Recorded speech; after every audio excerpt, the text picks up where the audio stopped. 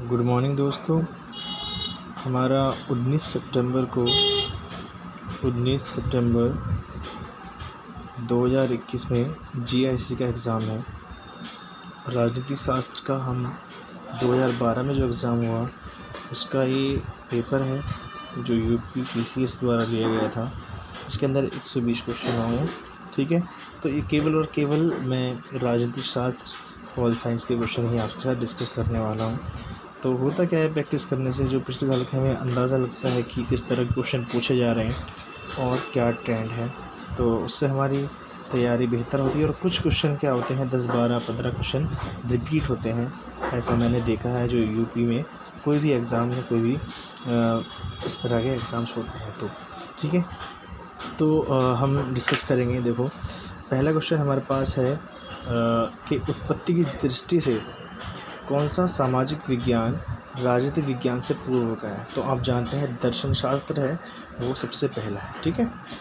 उसके बाद दूसरा क्वेश्चन है कि कौन ये मानता है कि राज्य व्यक्ति से पूर्व है। तो व्यक्ति से पूर्व जो मानता है वो अरस्तु मानता है, ठीक है।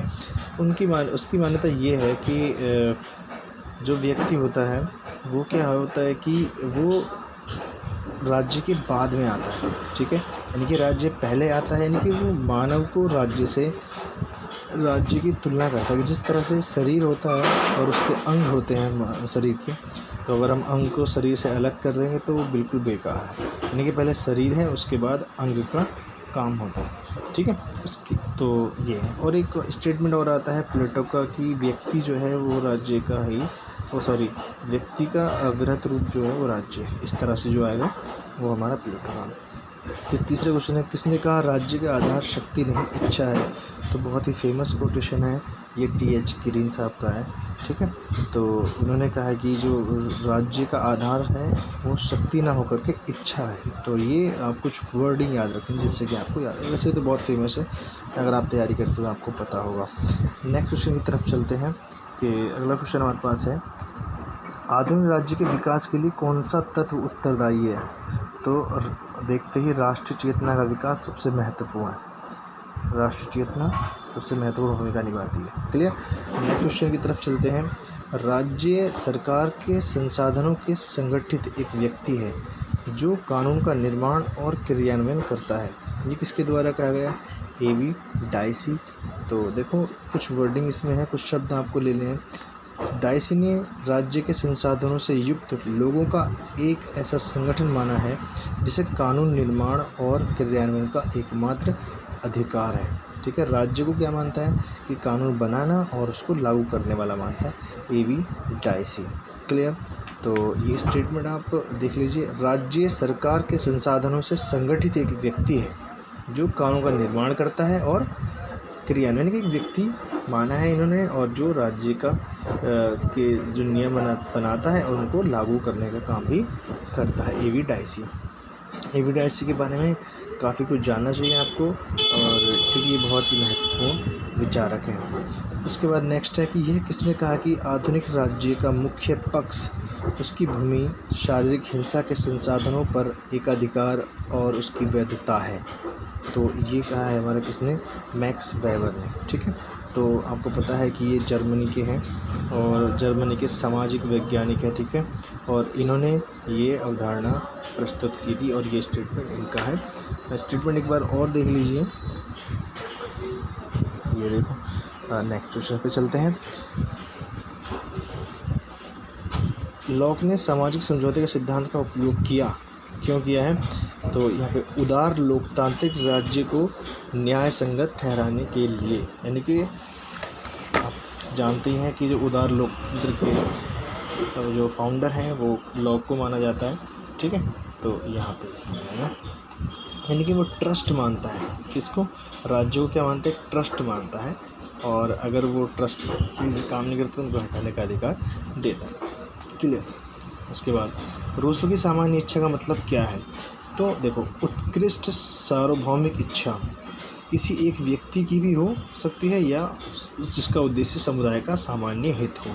तो बहुत ही अच्छा क्वेश्चन, सामान्य इच्छा का मतलब पूछ सकता है। तो कहने का मतलब ये, चाहे वो एक व्यक्ति हो या फिर बहुत सारे लोगों की इच्छाएं हों, लेकिन उसका उद्देश्य क्या होना चाहिए? उत्कृष्ट सार्वभौमिक इच्छा, है ना, उत्कृष्ट होना चाहिए और उसका सामान्य हित उसका उद्देश्य होना चाहिए। तो वो हमारी क्या हो जाएगी? ये इसके रूसो की सामान्य इच्छा का मतलब है। क्लियर? चाहे वो एक व्यक्ति हो, चाहे वो ज़्यादा हो या सभी लोग हों। तो इसलिए एक निरंकुशता की जो भावना है वो यहाँ से निकल के आती है कि अगर एक आदमी कहने लगे, जैसे मान लो हिटलर था या फिर मुसोलिनी, तो वो कहते कि हम जो अवधारणा प्रस्तुत कर रहे हैं वो सबके हित के लिए। तो इस तरह से हम कह सकते हैं ये बढ़ावा देता है किसको? एकलवाद को। क्लियर? सॉरी, यानी कि जो फांसीवाद टाइप की विचारधारा होती है उनको रूसो बढ़ावा देने का काम करता है अपने विचारों के माध्यम से। क्लियर? उसके आगे चलते हैं। देखो यहाँ पर कुछ स्टेटमेंट है जो बहुत ही महत्वपूर्ण आपको दिखाना चाहता हूँ। राज्य की उत्पत्ति का ऐतिहासिक समझौते का सिद्धांत किसने दिया? Max weber. मैक्स वेबर राज्य की ऐतिहासिक समझौते का, मैक्स वेबर याद रखना। उसके बाद जो दैवीय सिद्धांत के कौन कौन है? रॉबर्ट फिल्मर, लुई चौदवा, जेम्स वेबर, सेंट एम्ब्रोज, ये सब लोग हैं। उसके बाद है राज्य की उत्पत्ति के सामाजिक सिद्धांत, हॉब्स, लॉक, रूसो, याद रखना। आगे देखो गिलक्रास्ट का एक स्टेटमेंट है कि राज्य के निर्माण के सभी तत्वों की तह में, जिसमें रक्त संबंध और धर्म शामिल है, राजनीतिक चेतना ही सबसे ज़्यादा प्रमुख कौन सी है? राजनीतिक चेतना। तो क्वेश्चन ये पूछा जा सकता है कि गिलक्रास्ट के अनुसार सबसे महत्वपूर्ण तत्व कौन सा है राज्य के निर्माण में? तो राजनीतिक चेतना, पॉलिटिकल सॉरी याद नहीं आ रहा मुझे इंग्लिश में। नेक्स्ट क्वेश्चन हमारे पास, नागरिक शास्त्र के शिक्षण का प्रमुख लक्ष्य अच्छे नागरिक और उच्च श्रेणी के नागरिक चरित्र उत्पादन, यानी कि नागरिक शास्त्र का पढ़ाने का उद्देश्य होना चाहिए अच्छे नागरिक बने और उच्च श्रेणी के नागरिक चरित्र का उत्पन्न हो। तो ये कहा है बिनिंग एंड विनिंग। तो ये डायरेक्टली आपको याद ही रखना है, यानी कि इस टेक्निक भी ऐसे जो लेखक हैं या हम कह सकते हैं फिलोसोफर हैं, इनको कहीं हम डिटेल में पढ़ते नहीं हैं। तो ये आपको याद रखना है बस। उसके बाद अगला टॉपिक क्वेश्चन है कि यहाँ पे मिलान करना है। तो देखो हॉब्स की बुक है कौन सी? लेवियाथन है। उसके बाद आप जानते हैं कि रॉबर्ट फिल्मर प्रजासत्तात्मक की बात करते हैं। रूसो की बुक है इमाइल, और John Locke two treatise on civil government. देखो ये सिविल सरकार पर ट्रीटी। तो हिंदी इंग्लिश में भी ऐसे तो नाम याद रखने की आवश्यकता है, हिंदी में भी और इंग्लिश में भी। क्लियर? नेक्स्ट क्वेश्चन की तरफ पढ़ते हैं हम लोग। क्वेश्चन कहता है कि वास्तविक कानून उसका आदेश है जिसे दूसरों को आदेश देने का अधिकार रहता है। तो ये किसने कहा है? हॉब्स ने। तो देखो संप्रभुता की बात, वास्तविक संप्रभुता कानून, ये है ना। तो यहाँ पे डिटेल में पढ़ेंगे तो देखो कहेगा वास्तविक कानून संप्रभुता का आदेश है। तो ये आपको याद रखना है कि जो वास्तविक कानून है वो क्या है? जो संप्रभुता, यानी कि जो उसका लेवियाथन है उसने जो आदेश दिया है वो। ठीक। इसके बाद नेक्स्ट क्वेश्चन है कि बाह्य संप्रभुता के जनक। तो ह्यूगो ग्रोसियस, ऑप्शन नंबर डी आंसर होगा इसका। ऑप्शन नंबर डी आंसर होगा। क्लियर? ह्यूगो ग्रोसियस जो है वो बाह्य संप्रभुता के जनक माने जाते हैं। उसके बाद कानून और राजनीतिक संप्रभुता के बीच अंतर किसने किया? तो आपको याद होगा एवी डाइसी। कानून और कानूनी संप्रभुता और राजनीतिक संप्रभुता, एवी डाइसी, याद रखना है इसको आप। इसके बाद नेक्स्ट क्वेश्चन है हमारा, निम्नलिखित में से कौन संप्रभुता के कानूनी सिद्धांत का लक्षण नहीं है? तो देखो जो कानूनी यानी कि संप्रभुता के अंदर क्या क्या क्वालिटी होनी चाहिए, संप्रभुता हम किसको कहेंगे? जिसके अंदर ये चीज़ें होती हैं, यानी कि पूर्णतः, एब्सोल्यूटनेस, यानी कि जो है सो है ना, उसको कोई वो आधी नहीं है, अधूरी नहीं है, कट्टी फटी नहीं है, इसका मतलब ये होता है। उसके बाद सेकंड है सार्वभौमिकता, यूनिवर्सलिटी, यानी कि वो हर एक जगह मान्य है, चाहे वो अमेरिका में हो, चाहे वो भारत में हो, चाहे जापान में हो। क्लियर? तो सार्वभौमिकता पूरी दुनिया में सेम रहेगी। उसके बाद अद्वैत, यानी कि वो किसी को दी नहीं जा सकती, वो जिसके पास है उसके पास ही रहती है। स्थायी, परमानेंस, यानी वो हमेशा रहने वाली है, आप अब भी है, आने वाले टाइम पर भी रहेगी। अविभाज्यता यानी कि उसको आप डिवाइड नहीं कर सकते। तो ये सब पांचों जो चीज़ें हैं आपको याद रखनी। कई बार इनसे क्वेश्चन पूछता है इनमें से 5 तो है, कौन सा नहीं है। तो देखो ऊपर दे रखा है ना ऑप्शन विभाज्यता, क्या इसको बांट सकते हैं? नहीं, तो दिस इज़ रॉन्ग आंसर, वो सॉरी रॉन्ग ऑप्शन है। लक्षण नहीं है पूछा तो ऑप्शन बी है। क्लियर? बहुत इंपॉर्टेंट है ये क्वेश्चन। आगे देखते हैं बहुलवादी किस पक्ष में है। तो बहुलवादी का कॉन्सेप्ट आपको याद होगा। देखो दो विचारधाराएं होती हैं, एक होते हैं एकलवादी और एक होते हैं बहुलवादी। तो जो बहुलवादी होते हैं वो क्या मानते हैं कि राज्य केवल एक ऐसा परमानेंट नहीं है कि हम सभी सारे अधिकार राज्य को दे दें और उसके अलावा कुछ और नहीं है। और भी संगठन है जो कि हमारे यानी कि जो हमारे सामाजिक उत्थान में काम करते हैं। क्लियर? तो वो शक्ति को कम करने की काम करते हैं, राज्य की शक्ति को कम करने की विचार रखते हैं। तो सी ऑप्शन क्लियर होगा इसका। डन। नेक्स्ट क्वेश्चन हमारे पास है क्वेश्चन नंबर 18। निम्न में से कौन सा संभवतः की विशेषता नहीं है? तो देखो बिल्कुल स्थायित्व होता है, निरपेक्षता होती है, ठीक है, और अंतर्भावता, ये कोई ऐसा नहीं था, वहाँ पे अविभाज्यता थी। तो डी ऑप्शन करेक्ट होगा। और एक बात और, हाँ यहाँ से क्वेश्चन एक बार DSSB में पूछा गया क्वेश्चन था 2018 में। मुझे याद आ रहा है कि 2018 में क्वेश्चन पूछा गया था, संप्रभुता से ये पूछा था कि सॉवरेनिटी का अर्थ क्या होता है। तो वहाँ पे दे रखा था, तो इसका अर्थ होता है सुपर एनस। क्लियर होता है सर्वोच्च शक्ति हिंदी में, और ये लैटिन वर्ड है सुपर एनस। सुपर एनस जो है वो लैटिन वर्ड है और इनका अर्थ होता है सर्वोच्च शक्ति, सबसे ऊपर की शक्ति। क्लियर? तो ये DSSB में 2018 में सवाल पूछा गया है, मुझे याद आ रहा है। क्लियर? नेक्स्ट, किसने कहा कि संप्रभु राज्य के दिन अब लद चुके हैं? तो ये कहा है AD लिंडसे। तो ये आपको याद रखना है कि संप्रभुता अब नहीं रही है आधुनिक काल में, ऐसा वो कहना चाहते हैं। क्लियर? यूनानी न्याय की अवधारणा कानूनी है, नैतिक है, सामाजिक है या राजनीतिक? तो आपको जानते हो कि नैतिकता की बात होती है पहले, सारी की सारी ऐसा होना चाहिए वाली बात होती है। कोई ऐसा रूल रेगुलेशन स्थायी नहीं था। तो बी आंसर सही होगा। उसके बाद चलते हैं हम नेक्स्ट क्वेश्चन की तरफ। निम्न में से कौन सा एक नागरिक समाज की महत्वपूर्ण विशेषता है? तो नागरिक समाज यानी कि सिविल सोसाइटी में क्या होता है? बाध्यकारिता होती है? नहीं। स्वेच्छा होती है? यस। साम्य होता है? यस। दया होती है? सब चीज़ होती है, लेकिन बाध्यकारिता नहीं होती। तो आंसर ए सही होगा। ज़रूरी हम किसी को ज़बरदस्ती नहीं कर सकते। बहुत ज़रूरी क्वेश्चन है, IMP क्वेश्चन है, ठीक है। उसके बाद नेक्स्ट क्वेश्चन की तरफ चलते हैं। Question number 22। किसका विश्वास था कि व्यक्ति अपने पिता की मृत्यु को भूल सकता है परंतु अपनी संपत्ति, हाँ देखो आपको मैकियावेली ने ऐसा कहा था, आपने हज़ारों बार पढ़ा होगा कि मैकियावेली कहता है कि व्यक्ति अपने पिता की मृत्यु को भूल सकता है लेकिन अपनी संपत्ति को, हानि को नहीं भूल सकता। ठीक है, तो ये यथार्थवादी विचारक है, इसको आपको याद रखना है। बहुत अच्छा स्टेटमेंट है, एक बार आपको याद हो गया होगा। तो कोई यूनिक स्टेटमेंट होता है वो याद हो जाते हैं, जो रिलेवेंटली एक दूसरे से मतलब एक दूसरे से जैसे होते हैं वहाँ पे कन्फ्यूज़न होती है। तो ये इजी था, मैं जानता हूँ। उसके बाद देखो, निम्न में से कौन उदारवाद की मूल मान्यता नहीं है? तो उदारवाद क्या होता है? अधिकारों की प्राप्ति राज्य में ही संभव है, राज्य एक मानवीय संस्था है, व्यक्ति साध्य है और राज्य साधन, राज्य की सत्ता का आधार व्यक्ति की सहमति है। तो देखो कौन सा तुम्हें अजीब सा लगा? अधिकारों की प्राप्ति राज्य में ही संभव है, ऐसा ज़रूरी नहीं है, ठीक है। अधिकारों की ये नहीं है इसका उदारवाद। क्लियर?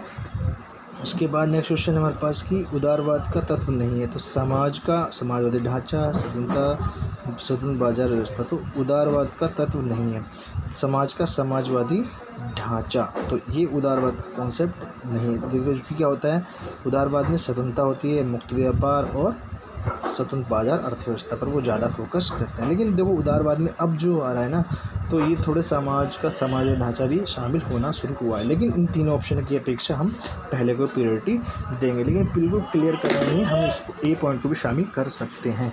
क्लियर? आप जानते होंगे। नेक्स्ट क्वेश्चन की तरफ बढ़ते हैं। Yes, question number 25। निम्न में से कौन सा एक महात्मा गांधी की होम रूल संकल्पना जिसकी हिंद स्वराज में रूपरेखा देखी गई भाग नहीं है? आत्मनिर्भरता, सामाजिक सुधार, संसदीय शासन। तो देखो, संसदीय शासन प्रणाली की गांधी जी कहीं भी बात नहीं करते, वो आत्मनिर्भरता की बात करते हैं, सामाजिक सुधार। तो ये सब इजी क्वेश्चन होते हैं, आप पढ़ो या ना पढ़ो आपको पता चल जाता है कि क्या आंसर होगा। क्लियर? तो कुछ क्वेश्चन तो बहुत ईजी होते हैं। इनमें से सिद्धांत में महात्मा गांधी द्वारा इसका प्रतिपादन नहीं किया गया। तो नास्तिक सिद्धांत दिया है उन्होंने, पंचायती राज, अहिंसा का सिद्धांत, केंद्रीकरण का सिद्धांत नहीं था, उन्होंने विकेंद्रीकरण की बात की थी। तो केंद्रीकरण का मतलब होता है जहाँ पे सारी शक्तियाँ एक ही जगह सेंटर हो जाती हैं, और तो इसकी बात उन्होंने विकेंद्रीकरण के गांव में क्या होना चाहिए, पंचायतें होनी चाहिए, पावर बटी है। तो हम पंचायती राज की बात कर रहे हैं, तो ये दोनों एक दूसरे को कट कर रहे हैं, ये सही है, तो ये गलत, और ये ऑब्वियसली गलत होगा ही होगा। क्लियर? आगे, गांधी जी फांसीवादी अराजकतावादी विचार। तो देखो, ऐसा गांधी जी अराजकतावादी थे ये हम मानते हैं, लेकिन फांसीवादी नहीं थे। फांसीवाद आप जानते हो, दूसरे को, किसी भी दूसरे को बर्दाश्त न करना, है ना। आप जानते हो कि नाजीवाद और फांसीवाद जो था, हिटलर और मुसोलिनी, वो ऐसे उनकी विचारधारा सहमत नहीं थे। तो आंसर हमारा क्या होगा? इनमें से किसी भी तरह नहीं थे वो। देखो, टॉलस्टॉय की तरह थे, लेकिन अगर यहाँ पे फांसीवादी वर्ड नहीं होता, वो अराजकता था किसकी? टॉलस्टॉय की तरह कह सकते हैं, लेकिन ऐसा नहीं था। तो डी आंसर हमारा ठीक होगा। उसके बाद अगला क्वेश्चन क्या है कि निम्न में से कौन सर्वाधिकारवादी राज्य में विश्वास करता है? उदारवाद नहीं करता, समाजवाद नहीं करता, और फांसीवाद करता है। यस, तो सी आंसर ठीक होगा। राज्य, एक मिनट, क्वेश्चन नंबर 29, राज्य शोषक वर्ग की कार्यकारिणी समिति है, ये विचार किसका है? मार्क्सवादियों का। तो देखो, मार्क्सवादी जो है ना, राज्य को हमेशा शोषक तत्व मानते हैं कि ये शोषण करता है लोगों का। ठीक है, तो आप इस वर्ड को याद रखना, राज्य शोषक वर्ग की कार्यकारिणी समिति, यानी शोषण करने वाली एक समिति है। ठीक, जो शोषण करने के लिए कानून बनाती है, जो शोषण करने के नए नए आइडियाज़ निकाल के लाती है, तो राज्य एक ऐसी संस्था है, तो ये मार्क्सवादी कहते हैं, सिंपल।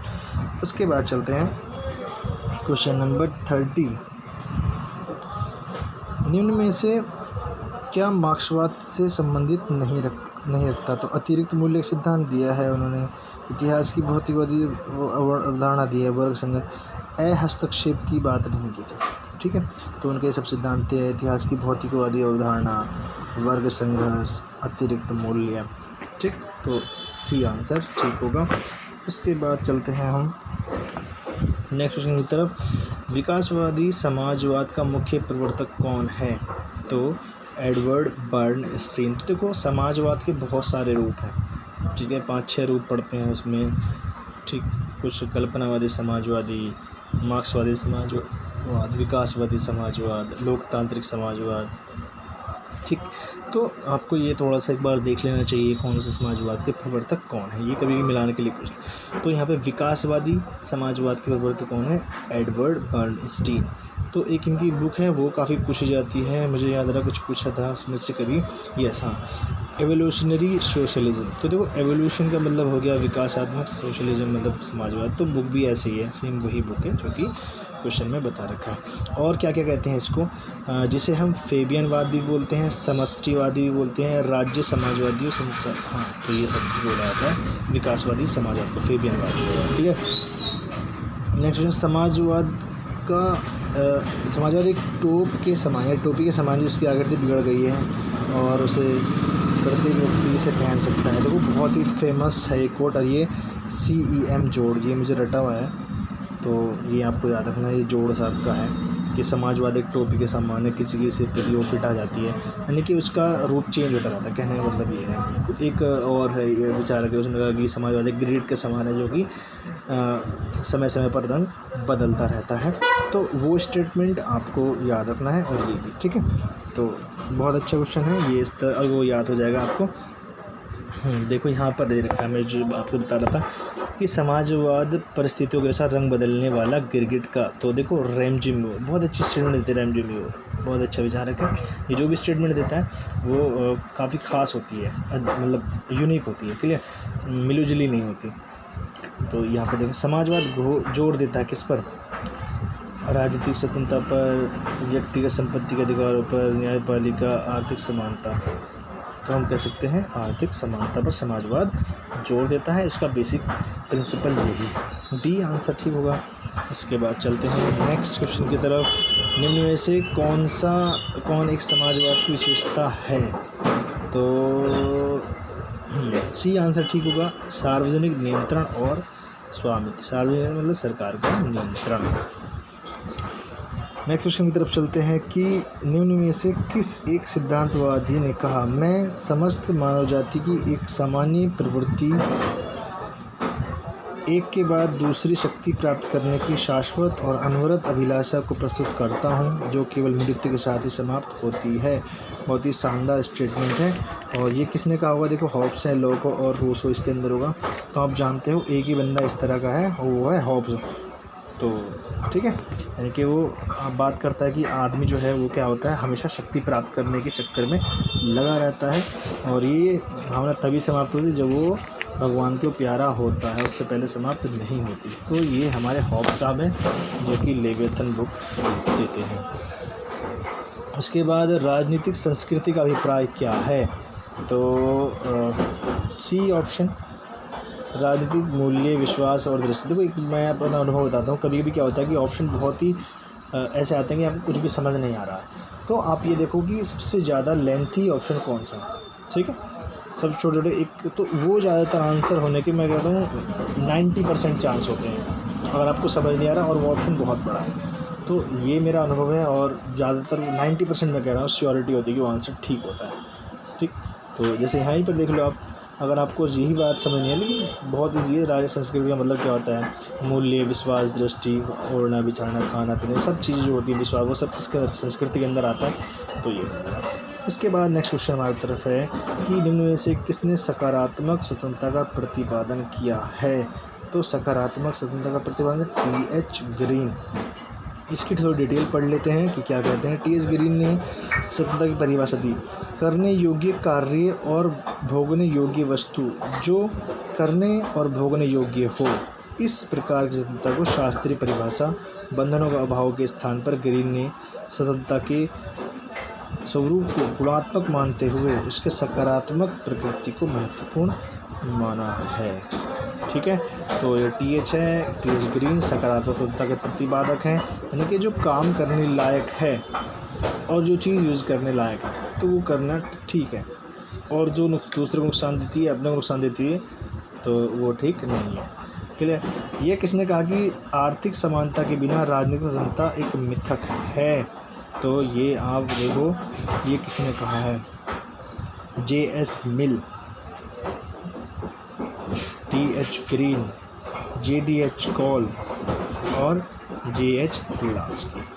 तो देखो आर्थिक समानता, जे.एस. मिल ऐसी कुछ बात करते नहीं है, टी.एच. ग्रीन भी आर्थिक, देखो तो लास्की और जे.डी.एच. में कॉल अब चांस लोगे तो जी.डी.एच. कॉल इसका आंसर सही होगा। यानी कि एक बार और देख लो, ये अच्छा है कि आर्थिक समानता के बिना राजनीतिक स्वतंत्रता एक मिथक है। बिल्कुल ठीक बात है, जे.डी.एच. Call, yes. तो यहाँ पे इसकी थोड़ी सी डेफिनेशन, यहाँ पे इसकी डिटेल। नेक्स्ट क्वेश्चन की तरफ बढ़ते हैं। समानता के प्रति आग्रह ने स्वतंत्रता की आशा को व्यर्थ बना दिया, ये किसका कथन है? Lord Acton. देखो दो विचारक है जो कि समानता और स्वतंत्रता को क्या मानते हैं, एक दूसरे के विरोधी मानते हैं, लॉर्ड एक्टन और एक है डी टॉकविले। एक है डी टॉकविले और लॉर्ड एक्टन, ये दोनों भाई समझो। ये दोनों क्या है कि ये विचार रखते हैं कि समानता और स्वतंत्रता दोनों एक दूसरे के विरोधी हैं। अगर आप स्वतंत्रता को बढ़ाओगे तो समानता घटेगी, समानता बढ़ाओगे तो स्वतंत्रता कम होगी, सिंपल। तो ये आपको याद रखनी स्टेटमेंट। देखो सुनो, इनका लॉर्ड एक्टन का समानता के प्रति आग्रह ने स्वतंत्रता की आशा को व्यर्थ बना दिया। ठीक है, लिबर्टी शब्द तो लीबर से लिया गया, लाइबर से। लेबर नहीं हो सकता, लीबेल नहीं हो सकता, लीबर ये लाइबर वर्ड होगा, याद रखना, बहुत अच्छा क्वेश्चन है। और ये लैटिन वर्ड है और इसका अर्थ भी आपको पता होना चाहिए, बंधन का अभाव। ऐसे क्वेश्चन बहुत अच्छे होते हैं और आसानी से नंबर दे करके चले जाते हैं। लास्की ने स्वतंत्रता को किस रूप में माना है? तो लास्की पूर्ण स्वतंत्रता, नियंत्रण का अभाव, नैतिक शक्ति। तो बी आंसर नैतिक शक्ति में माना है, लास्की ने इसको नैतिक शक्ति के रूप में माना है स्वतंत्रता को। तो स्वतंत्रता के विषय में लास्की के विचार समय समय पर परिवर्तित होते रहे हैं, परंतु देखो लास्की बहुत अच्छा, और ऑस्टिन, लास्की और लासवेल ये ऐसे विचारक हैं जहाँ से बहुत क्वेश्चन पूछता है, कोई पेपर ऐसा नहीं जहाँ से क्वेश्चन ना आता हो इनका। तो 3 बता रहा हूँ, लास्की, ठीक है, ऑस्टिन और लासवेल। तो ये क्योंकि हर चीज़ पे इन्होंने कमेंट किया है, हर किसी में अपने विचार प्रस्तुत करें और काफ़ी अच्छे विचारक ये हुए हैं फेमस। आगे चलते हैं। अनुपातिक समानता के सिद्धांत का प्रतिपादन किया है अरस्तु ने किया है, और राजनीतिक विज्ञान के जनक कहा जाता है इनको। तो ये अनुपातिक समानता, ठीक है। आगे चलते हैं। हाँ, तो देखो संविधानवाद का जनक भी कहा जाता है अरस्तु को। उसके बाद चलते हैं। क्रांति का कारण सदैव असमानता पाया जाता है, ये कथन किसका है? तो देखो क्रांति पर जो विचार दिए हैं वो लगभग एक ही विचारक है, कोई और इतना कुछ बोलता नहीं है क्रांति के ऊपर, तो वो अरस्तु है। किस क्या कारण है कि क्रांति को क्या तरीके हैं क्रांति को रोकने के उपाय इन्होंने बताए हैं बड़े प्यार से, तो वो अरस्तु है भाई साहब। तो ये हो जाएगा। उसके बाद चलते हैं नेक्स्ट क्वेश्चन की तरफ कि यहाँ पर देखो कि कानूनिक समानता, आर्थिक समानता बहुत ईजी है, क्या करना है क्या नहीं। देखो राजनीतिक समानता का मतलब क्या होता है, ठीक है। उसके बाद सामाजिक समानता का मतलब क्या होता है। उसके बाद देखो राजनीतिक समानता एक व्यक्ति एक वोट, राजनीति में आ गया। सामाजिक समानता मतलब क्या हुआ, शोषण, भेदभाव का अंत। आर्थिक मतलब, ठीक है, कानूनी मतलब कानून के समक्ष समानता होगी, आर्थिक मतलब शोषण। तो ये सब बहुत ईजी है, क्लियर। आगे चलते हैं।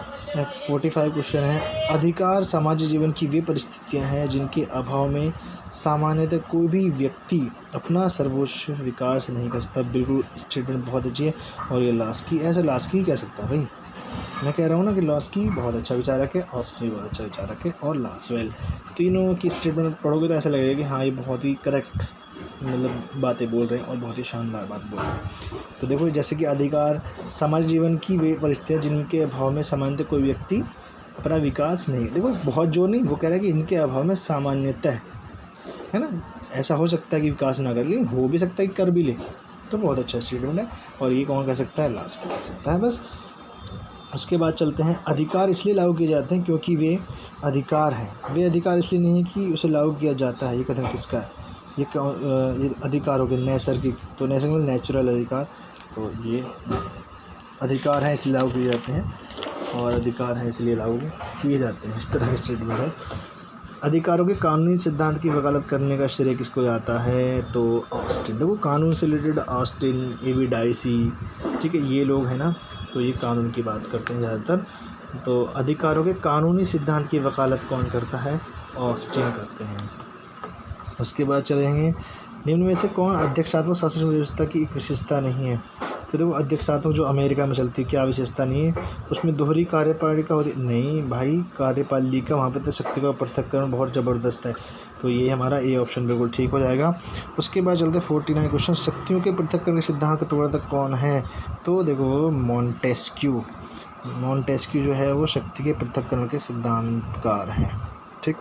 उसके बाद क्वेश्चन नंबर 50 देखते हैं। निम्न में से कौन सा दबाव समूह हिंसा के माध्यम समर्थन करता है? तो संस्थागत, संघात्मक, प्रदर्शनात्मक जो होता है वो हिंसा का माध्यम से समर्थन कर सकता है। तो ये ऑप्शन।